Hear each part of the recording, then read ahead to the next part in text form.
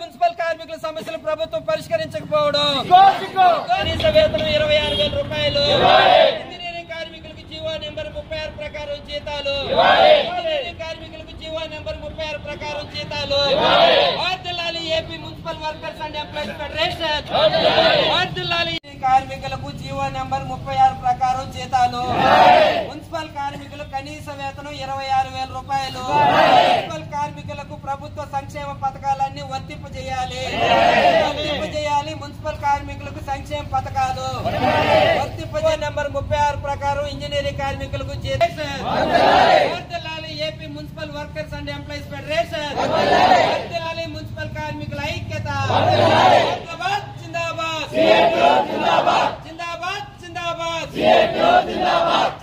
Municipal కార్మికుల ఐక్యత, పరిష్కరించాలి మున్సిపల్ కార్మికుల సమస్యలు వెంటనే పరిష్కరించాలి, మున్సిపల్ కార్మికుల సమస్యలు. కనీస వేతనం 26,000 రూపాయలు, మున్సిపల్ కార్మికుల కనీస వేతనం 26,000 రూపాయలు, మున్సిపల్ కార్మికుల కనీస వేతనం 26,000 రూపాయలు, ఇంజనీరింగ్ కార్మికులకు జీవో నెంబర్ 36 ప్రకారం జీతాలు ఇవ్వాలి, ఇంజనీరింగ్ కార్మికులకు జీవో నెంబర్ 36 ప్రకారం జీతాలు ఇవ్వాలి, ఇంజనీరింగ్ కార్మికులకు జీవో నెంబర్ 36 ప్రకారం జీతాలు ఇవ్వాలి, మున్సిపల్ కార్మికులందరికీ చేయాలి, మున్సిపల్ కార్మికులందరికీ ప్రభుత్వ సంక్షేమ పథకాలు అమలు చేయాలి, మున్సిపల్ కార్మికులందరికీ ప్రభుత్వ సంక్షేమ పథకాలు అమలు చేయాలి.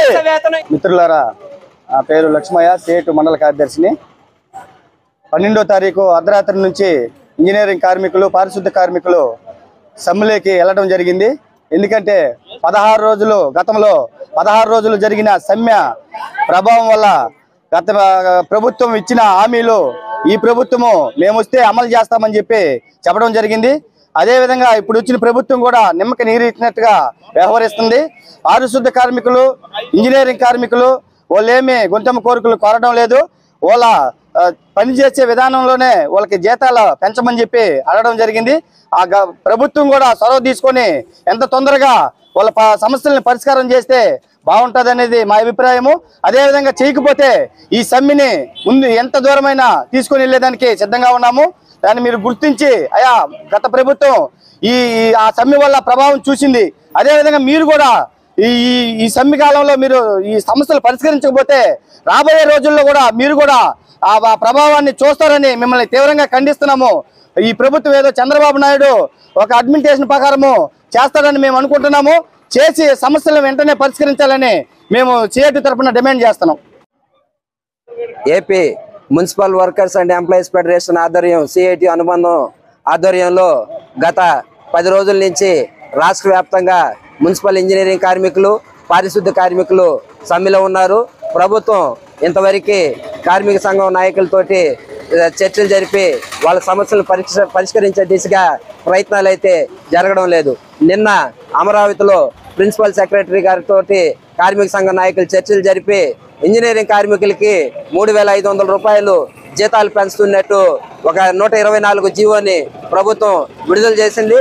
అయితే ఆ జీవోని ఎప్పటి నుంచి ఇంప్లిమెంట్ చేస్తామని చెప్పి ప్రభుత్వం స్పష్టంగా చెప్పలేదు. అదేవిధంగా పారిశుద్ధ కార్మికులకి, మున్సిపల్ కార్మికులందరికీ కూడా ప్రభుత్వం అందించే సంక్షేమ పథకాలన్నీ కూడా అమలు చేస్తామని జీవో నెంబర్ 26లో చెప్పారు. దాని మీద కూడా స్పష్టత లేదు. అదేవిధంగా ఎక్స్గ్రేషియా ఇవ్వాలని చెప్పి పెరుగుతున్న ధరలకి అనుగుణంగా కార్మికులకి జీతాలు ఇవ్వాలని చెప్పి, దహన సంస్కారాల ఖర్చుల కింద 20,000 రూపాయలు ఇవ్వాలని చెప్పి, రిటైర్మెంట్ వయసు 62 సంవత్సరాలకి పెంచాలని చెప్పి మా కార్మికుల డిమాండ్స్ ఉన్నాయి.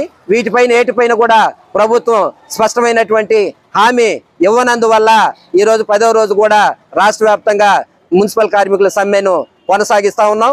ఇప్పటికైనా ప్రభుత్వం స్పందించి కార్మికుల సమస్యలన్నీ పరిష్కారం చేయాలి. లేని పక్షంలో ఈ సమ్మె ఇదే విధంగా కొనసాగిస్తాం.